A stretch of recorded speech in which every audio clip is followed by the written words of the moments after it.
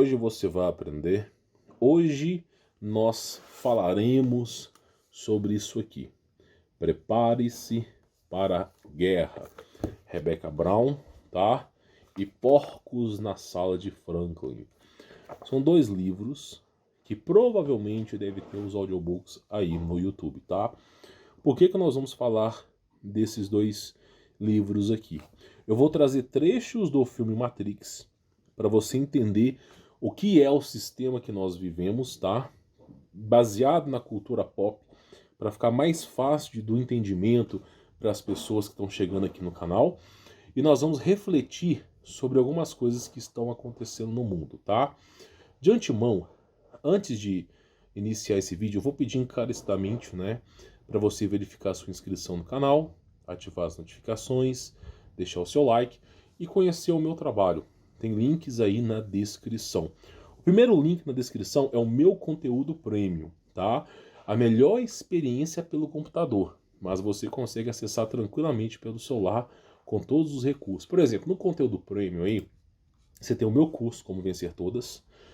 São 72 aulas. Se você tem o meu contato pessoal, você tem a comunidade fechada, tá? Que são os vídeos exclusivos que eu só trago no YouTube, eu também trago no conteúdo premium. Você tem frequências e vibrações, é um excelente conteúdo para você poder abortar. E Arqueologia Proibida, que é uma série inefalível sobre o mundo no passado. Muitos vão dizer assim, poxa vida, será que compensa, por exemplo, a frequências e vibrações? Meu irmão, se você não souber esse efeito, fator decaimento de radiação do 5G, você pode estar morto em alguns anos, sem brincadeira. Ainda mais com grafeno no seu corpo. Então é muito bom que você tenha conhecimento. Como dizia Oséias, meu povo padece por falta de conhecimento. Então assim, eu já até atualizei alguns vídeos aí, tá? Na comunidade fechada, como anular o grafeno. Existem diversos protocolos. Ai de mim, se eu falasse isso aqui abertamente no YouTube, hein? Ai de mim.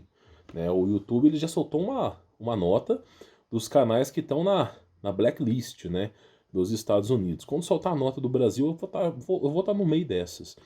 Então esse canal não tem muito tempo para ficar. Esse canal aqui ele tem data marcada para acabar. É necessário que as coisas aconteçam para que venha a vinda do anti-Messias e, por consequência, no final da perseguição ao verdadeiro Messias Jesus Cristo. Então, as coisas têm que acontecer. Eu tenho que ser perseguido, você tem que ser perseguido. Então, assim, é bom você ter algum conhecimento para você amenizar a dor, porque dor todos nós iremos passar. Já estamos nas dores do parto, tá? Não estamos no parto, mas nas dores do parto já se encontramos já. Então, o que é importante eu falar aqui para você, tá? Bom, olha só que coisa basicamente aqui interessante, tá? Eu trouxe aqui algumas reflexões sobre o filme Matrix.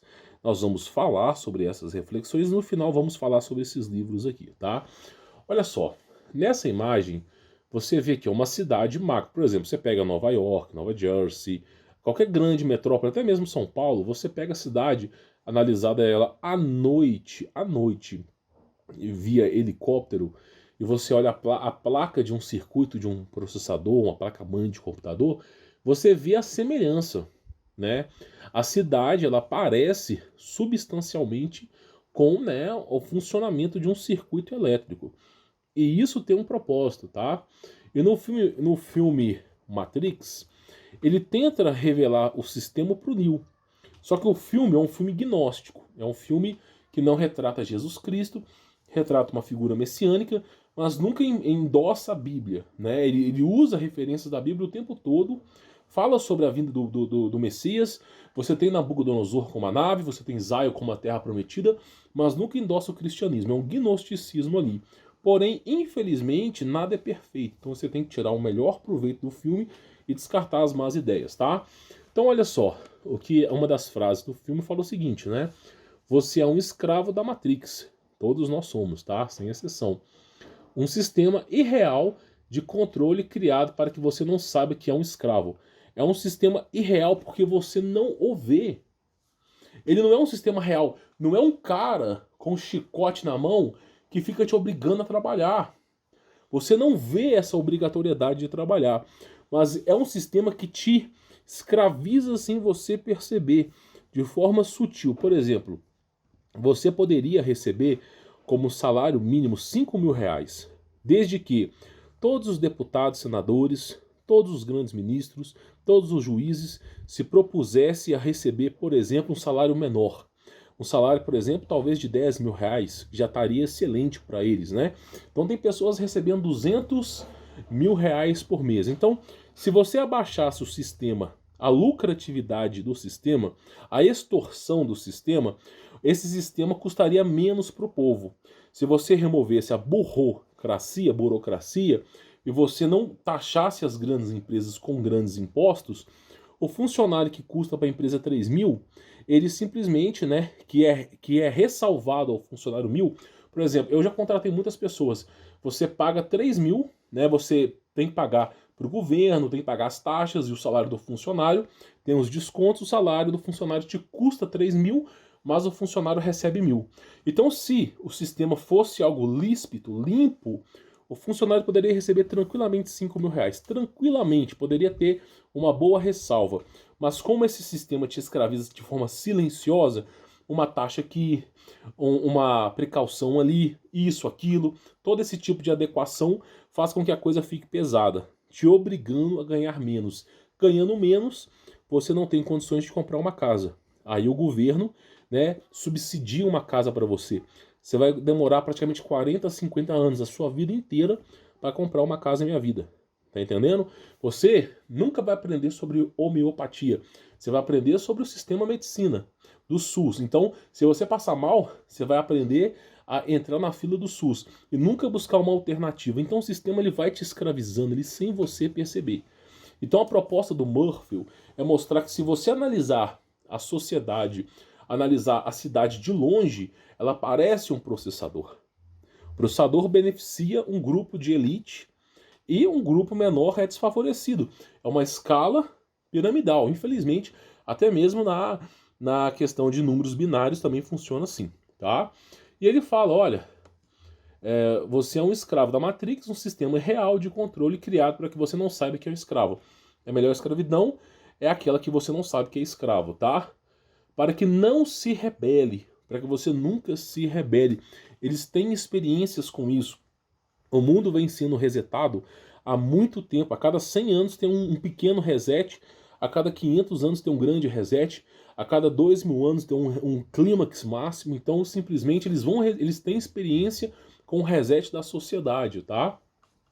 Para que não se rebele, sendo usado para extração de energia que alimenta a própria Matrix. É o que eu falo, a escola não vai te ensinar o livre mercado, não vai te ensinar o libertarianismo, não vai te ensinar, por exemplo, as trocas voluntárias. A escola não vai te ensinar a plantar, por exemplo, quais alimentos que você vai plantar na sua terra, experiência de lavoura, empreendedorismo, iniciativa privada. A escola não vai. O papel da escola é formar formigas operárias. Para trabalhar num formigueiro, o formigueiro não precisa de formigas libertárias, o formigueiro precisa de formigas que executam as tarefas sem reclamar. E aí você tem um sistema de bonificação que quanto mais difícil, mais migalhas você ganha. Por exemplo, medicina é mais difícil, você ganha mais migalhas. Engenharia é um pouco menos difícil que medicina, você ganha um pouco menos de migalhas. Curso técnico é bem menos difícil do que engenharia, você ganha menos migalhas. Mas tudo é migalhas, são ferramentas, eles vão propondo para você alternativas para suprir o formigueiro. Só que de antemão, você é uma pessoa descartável. E aí você tem que se atenuar a isso, porque o mundo avança a grandes passos e a sua formação acadêmica, a sua experiência, não vai conseguir acompanhar. E eles não estão nem aí para isso. Então você abastece esse sistema, você gera produtividade ou produto para esse sistema. Você está gerando isso aí. Então você produz energia. É isso que o Morpheus fala. Só que você tem que lembrar também que é um gnosticismo aqui. Então ele também fala do mundo espiritual. E no mundo espiritual, Isaías fala que o inferno é um organismo vivo, que quanto mais almas caem no inferno, mais ele se amplia. Eu já falei sobre uma teoria que eu tenho aqui, de que o diabo sabe que vai ser condenado, o diabo sabe que o mundo vai acabar, e que ele vai ser jogado no inferno. Isso está precipitado em Apocalipse, está precipitado em Marcos, Lucas, Mateus, o próprio Jesus, o próprio Deus falou isso.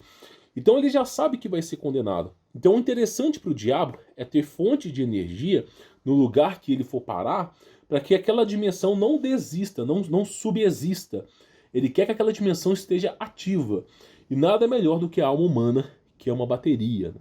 Então simplesmente é um dos grandes motivos do diabo trocar a alma humana por riquezas e regalias, né?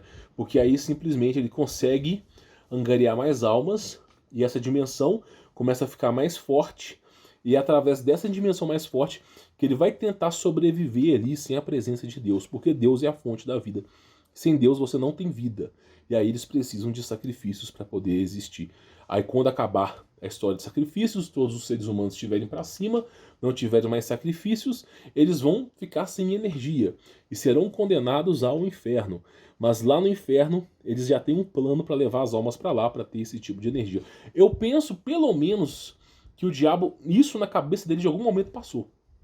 Porque nós somos energia no sistema, que é democracia, nós somos energia para esse sistema, e também somos energia no mundo espiritual.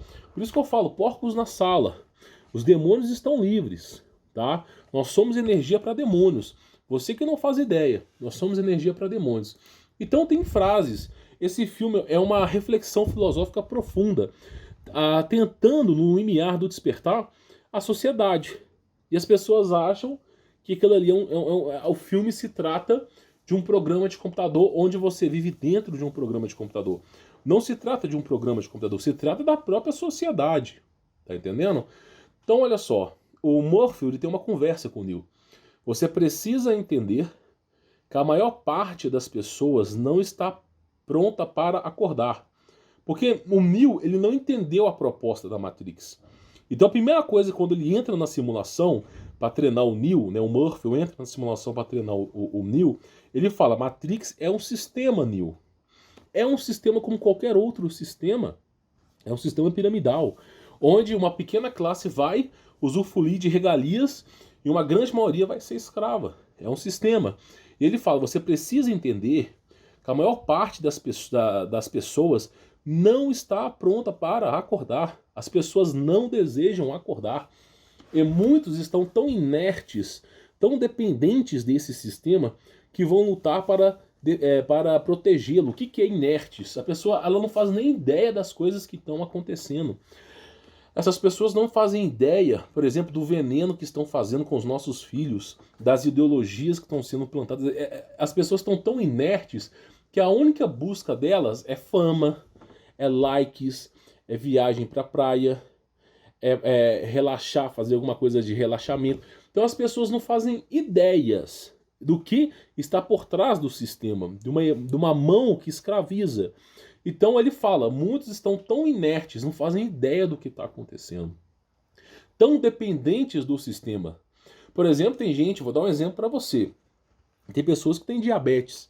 E as pessoas, elas não querem a cura. Eu já cansei de ver pessoas, amigos meus próximos, pessoas que conhecem de homeopatia, falar assim, meu irmão, eu apresento a cura para as pessoas, o filho de tal pessoa tem uma deficiência mental, tem a cura tal, é tudo no caso de homeopatia, a pessoa não quer a cura, ela quer que o filho fique doente, ela quer ficar doente para se sentir um estado medíocre do corpo, para se sentir acolhida na sociedade. Para que ela possa ser acolhida, ela tem que ter um sentimento ali assíncrono, uma coisa para que ela se sinta que ela é querida. Né? É a psicose da mediocridade. Você oferece a cura quantas vezes, debaixo dos panos, fora aqui do YouTube, para amigos meus, eu falei, meu irmão, esse aqui tem cura. Isso que seu filho, esse retardo que teu filho tem cura. Os caras não queriam. Eu falei, meu irmão, essa doença que tu tem cura. Né? E muitos não querem, muitos querem o fator mediocridade na vida deles. Então eles querem depender do sistema. Eles querem chegar, por exemplo, no médico e o médico amaciar a carne. Olha, meu irmão, você está com um problema de diabetes, não tem cura, mas se você tomar os remedinhos certos, você vai poder viver longos anos e vai fazer os exames tudo certinho. E aí o cara que é feliz, ele quer aquilo ali. Ele não quer passar por um período de despertar, de entender que tem coisas por fora disso. Por exemplo, a agulha da medicina, ela foi baseada na picada da cobra. O dente da cobra, a formação do dente da cobra é a mesma formação de uma agulha. Para você poder entender. A logomarca dos hospitais, a logomarca da medicina é o quê? Duas cobras se enrolando num pedestal. Eu só vi essa mesma imagem no pirulito do Baphomet. Em nome de Jesus está repreendido. Então, assim, as pessoas estão tão inércias, não fazem ideia disso. Estão dependentes do sistema. Quantas pessoas que não se venderam pela aposentadoria? Quantas pessoas que não se venderam, por exemplo, por questão de aluguéis? Quantas pessoas que não se venderam por cargos comissionados?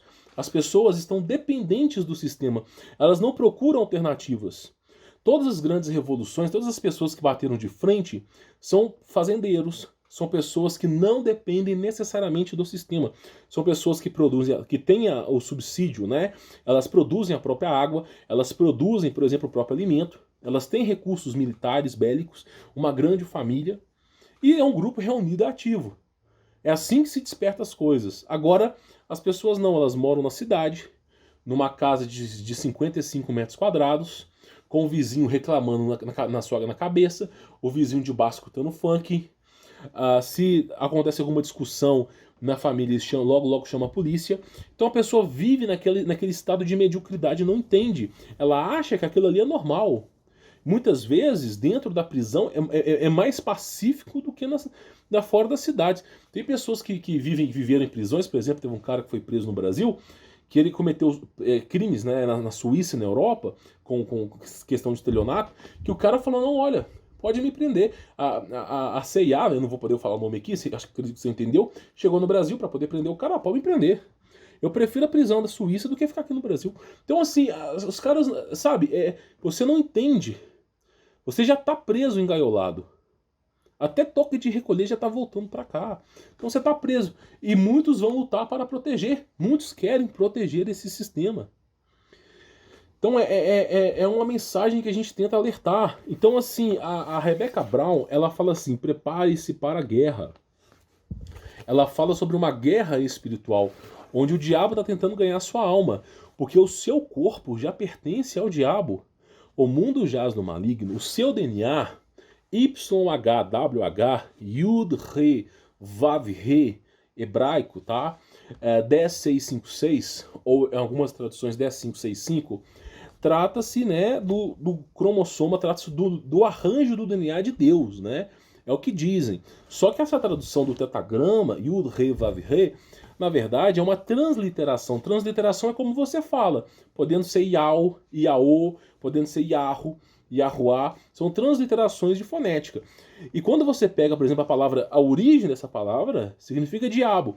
E você entende quando Paulo mesmo diz, miserável homem que eu sou. O nosso corpo é miserável. Nós não podemos herdar o reino dos céus com esse corpo. Se esse corpo fosse bom, Jesus Cristo não teria preparado outro corpo para nós. Um corpo mais glorioso, imperecível, incorruptível.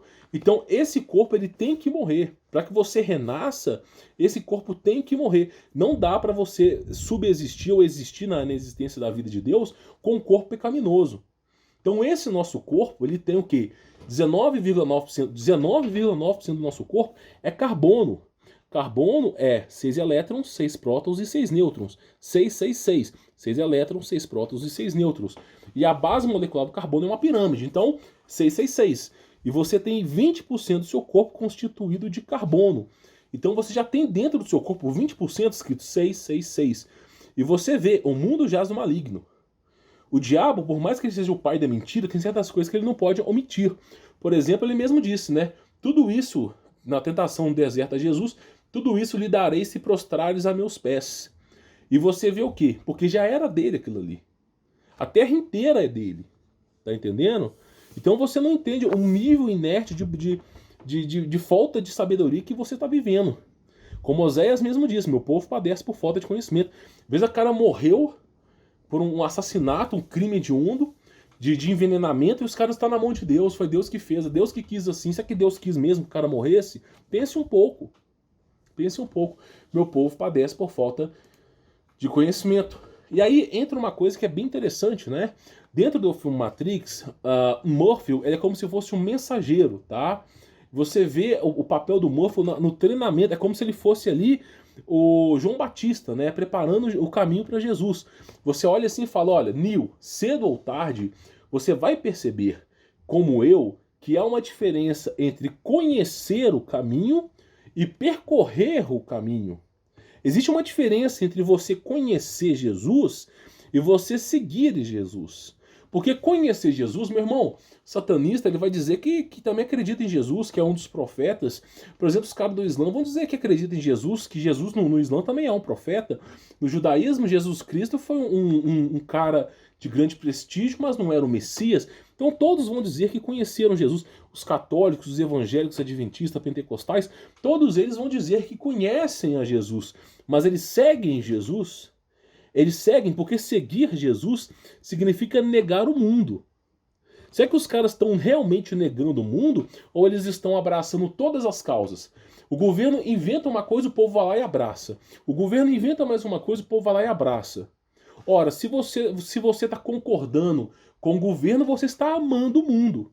E se você está amando o mundo, você não pertence às ovelhas de Cristo. Porque tem que entender, tá? O mundo odiou a Cristo e vai odiar os discípulos de Cristo. Aquele que tem amor com o mundo não tem amor com Cristo. E aquele que não tem amor com o mundo, que odeia o mundo, esse tem amor com Cristo. Então você tem que parar para pensar. Se a sua crença está favorecendo esse mundo, se você aceita tudo que impõe para você, de repente você vai vislumbrando algumas coisas ali. Então é isso a diferença. Existe uma diferença entre conhecer o caminho e trilhar o caminho. Você pode nascer no templo evangélico, encontrar o amor da sua vida no templo evangélico, ser batizado, casar no templo evangélico, numa igreja católica. Você pode simplesmente ser sepultado numa igreja católica evangélica e ainda acordar no inferno. Isso pode acontecer e é o que mais acontece. É o que mais acontece. Vou dar um exemplo, só um exemplo. Por exemplo, Jesus Cristo, ele mesmo fala, não existe reencarnação. E tem muitos espíritas que acreditam em reencarnação e acreditam em Jesus. Você acreditar em reencarnação, beleza, é sua crença, mas acreditar em Jesus já é contraditório. Aí você pega, por exemplo, Jesus Cristo mesmo diz que Êxodo 20, né, os 10 mandamentos, é um estatuto perpétuo. 10 mandamentos, não 613, tá? E ele mesmo diz, não terá outros deuses diante de mim, né? E não farás imagem de nada que tem na terra, no céu ou debaixo da terra. E você vê a Igreja Católica usando santos, né? Paróquias, não sei o que, tudo aquilo ali envergado ao que Cristo não ensinou. Adoração de imagens. Você vê a Igreja Evangélica, teologia da prosperidade. Do que mais vale, a salvação ou o dinheiro? A salvação é o que mais vale. Então que se prega a salvação, mas se prega do dinheiro.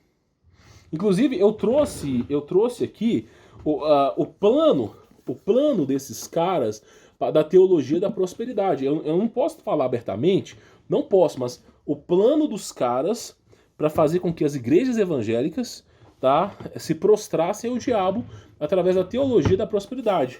E aí eles ensinavam, né, simplesmente sobre finanças.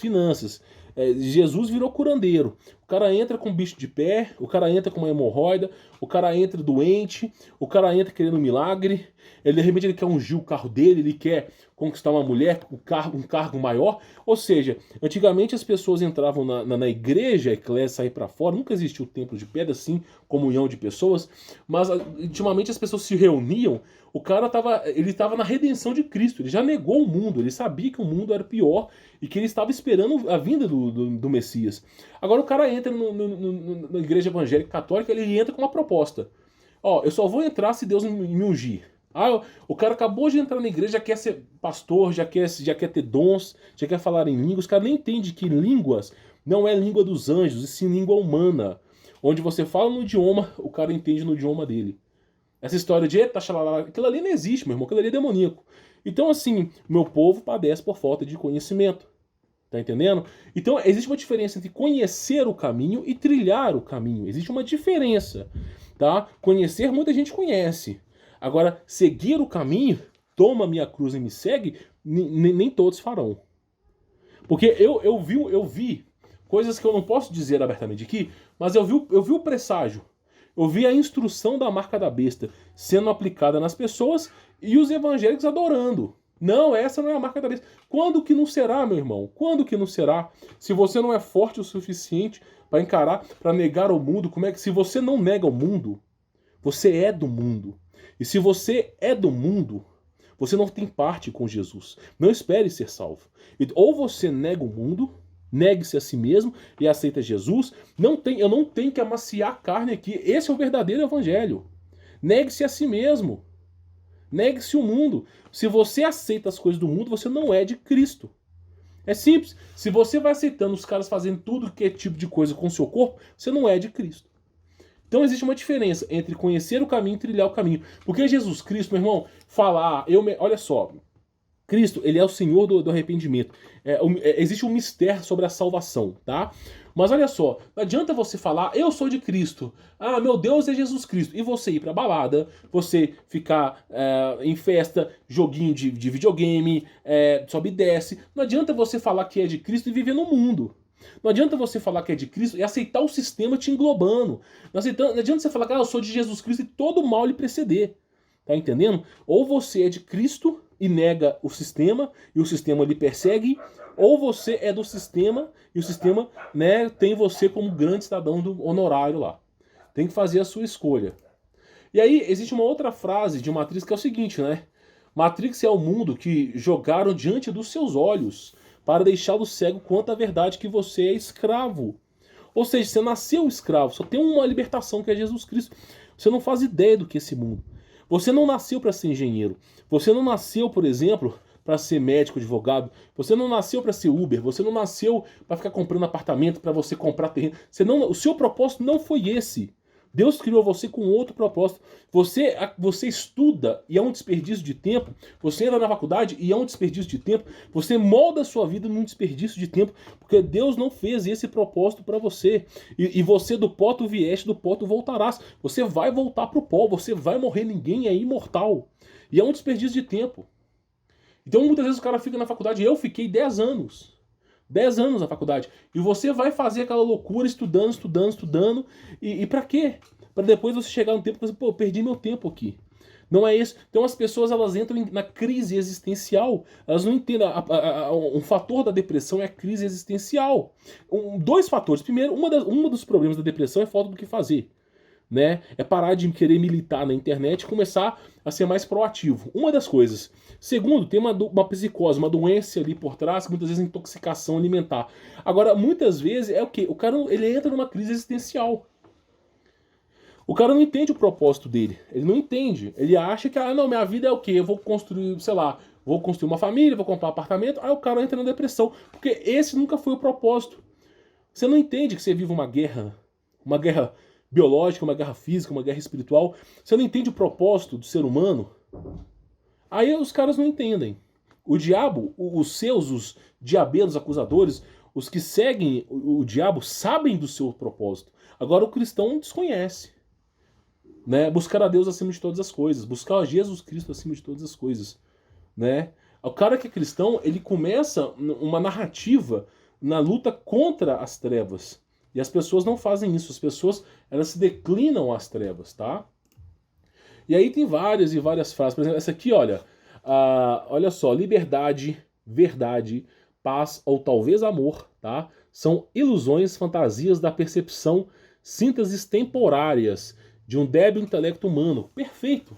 Perfeito, tá? Tentando desesperadamente explicar uma existência sem significado ou propósito. Ou seja, a partir do momento que... Cara, o que é amor? A palavra rama é sacrifício. Amor não é fornicação. Amor não é você querer com a mulher o dia inteiro. Não, meu irmão, amor vem de Cristo. Você nunca amou sua esposa, você nunca amou seus filhos. Porque amor só existe ao Pai. Se você ama a Jesus, você vai cuidar bem de seus filhos. Se você ama a Jesus, você vai tratar sua esposa honradamente. Nunca se tratou de você, de sua esposa, se tratou de Cristo. Tem um intermédio ali, sacrifício. Por isso Cristo ele é o sumo sacerdote, ele é o sacrifício. Porque aquele que se ama, ele dá a sua vida em prol dos seus. E esse é o verdadeiro sacrifício. A palavra rama deriva disso, etimologicamente. Então não tem nada a ver com fornicação. Olha só, liberdade, verdade, paz ou talvez amor são ilusões, fantasias da percepção, sínteses temporárias de um débil intelecto humano. Quem não entende o propósito da vida de Jesus, quem não entende o que é a vida, vai se decair a isso mesmo. né, tentando desesperadamente explicar uma existência sem significado ou propósito. O cara que não encontrou o propósito em Jesus Cristo, não entendeu o que é a vida, o que é o caminho, você nasceu com um propósito. Desperte-o, aprenda, entenda o porquê você nasceu, entenda o seu caminho, entenda o seu objetivo. Se você não entendeu, você vai buscar coisas fúteis. Liberdade não existe, meu irmão. Não só liberdade, você nunca vai saber plenamente a verdade de tudo. Você também, olha só, paz, não existe paz nesse mundo, só existe guerra e trevas. São guerras silenciosas, biológicas, químicas, guerras que você não entende o propósito. E o amor também já se esfriou. Então as pessoas, elas vão, se você não entender o seu propósito, você vai, né, ter você vai tentar desesperadamente suprimir isso com regalias do mundo. E você vai ser condenado. E aí, pra gente poder finalizar, olha essa incrível essa frase aqui do Neo, do Morpheus, tá? Essa frase é falada quando o Morpheus tá treinando o Neo num sistema de treinamento de artes marciais, logo no primeiro filme. Ele fala assim: estou tentando libertar sua mente, Neo, mas eu só posso lhe mostrar a porta. Você é que deve passar por ela.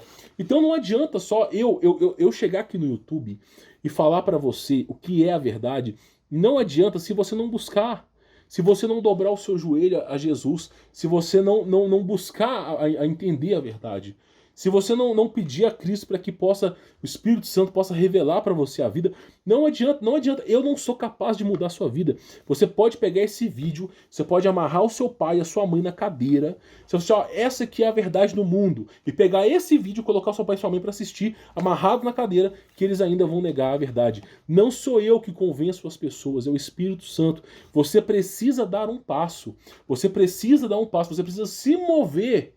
Orar, ação, oração, tá? O termo orar, ele tem a sua função, você ora e age. Não é só orar e esperar, tá? É oração, orar, ação, tá? É bem diferente do que as igrejas ensinam pra você. Se fosse pra você orar e esperar o garoto de recado descer dos céus, você estaria fazendo pacto com o diabo, porque é assim que o diabo funciona. Você pede ao diabo e ele lhe entrega algo. Deus ensina o caminho. Muitas vezes Deus ampara mediante uma dificuldade da sua vida que requer ali algo extra dimensional, como livramentos. Mas basicamente você precisa se movimentar. Por isso que Isaías ensinou: ore, acredite e faça. Ore, acredite e faça. Oração. Não é orar e esperar. Orar, ação. Oração. Tá bom? Então existe um diferente. Por isso eu falo, muitos dos que vão assistir esse vídeo não vão entender. Não vão buscar sabedoria. A sabedoria, ela é dom de Deus. Deus, ele cria vasos para honra e para desonra. Jesus Cristo cria pessoas para condenação e para salvação. Você precisa buscar o seu caminho. Você precisa encontrar o seu caminho. E você só vai encontrar o seu caminho se você seguir a Jesus Cristo. Não tem outro caminho. E o primeiro passo é crer em Jesus. Depois que você aceitar Jesus Cristo como seu Salvador, você tem que se arrepender dos seus pecados. O batismo, ele vem do fogo, nova criatura você vai ter que se tornar. Não é só molhar em água. Porque se fosse molhar em água, esses caras que, por exemplo, o cara que é salva-vidas do mar, ele era semideus. Tanto que ele entra na água e se lava ali. Não é água. O João Batista mesmo dizia: virá um que irá batizar no fogo. E esse é o verdadeiro batismo. Então, o que acontece? Você tem que crer em Jesus, se arrepender dos seus pecados, se tornar uma nova criatura. As pessoas vão ver que você mudou. Que você já não é mais do mundo, você não pertence mais ao mundo. Mesmo que você seja perseguido, as suas convicções não podem mudar. Aquele que ama seu filho mais do que a mim não é digno de mim. Aquele que ama sua esposa mais do que a mim não é digno de mim. Aquele que se ama a si mesmo mais do que a mim não é digno de mim. Se você acha que a sua vida é tão importante, lembre-se que mais importante do que a sua vida é a vida de Jesus. Porque ele pode te salvar da condenação eterna. Ele pode salvar sua família da condenação eterna. Faça as escolhas certas. Oração, orar e agir. Não é, você aceitou Jesus Cristo? Lembre bem, uma coisa que eu quero falar.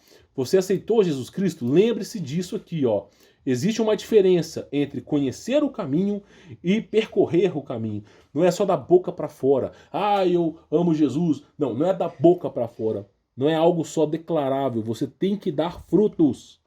Não pode uma árvore boa dar maus frutos e nem uma árvore má dar bons frutos. Se fosse assim, meu irmão, o cara era satanista, fazia todo o mal ao mundo, nos últimos 60 segundos de vida dele, eu me arrependo e vai ser salvo. Não é assim. Pelos frutos vos conhecereis. Então, aceitou Jesus Cristo, comece a mudar. Faça essa mutação na sua vida. Se torne uma nova criatura. Algo que realmente as pessoas vão olhar e falar, realmente esse cara não é a mesma pessoa. Então é aquela coisa que eu falo para vocês. Eu só posso lhe mostrar a porta. Você é que tem que passá-la. Porcos na Sala fala sobre o mundo espiritual, como os demônios estão dentro da sua casa, como os demônios tentam destruir a tua família. Recomendo que você leia. Prepare-se para a guerra, porque nós já estamos na dores do parto. Eu recomendo que você leia também. É claro que tem Ele Veio para Libertar os Cativos, que é o livro 1, esse aqui é o livro 2, mas Prepare-se para a Guerra é um excelente livro para você se preparar para as coisas que hão de vir. Se gostou desse conteúdo, deixe o like, se inscreva no canal, ative as notificações e confira o meu trabalho. Tem links aí na descrição, tá bom? Fique na paz.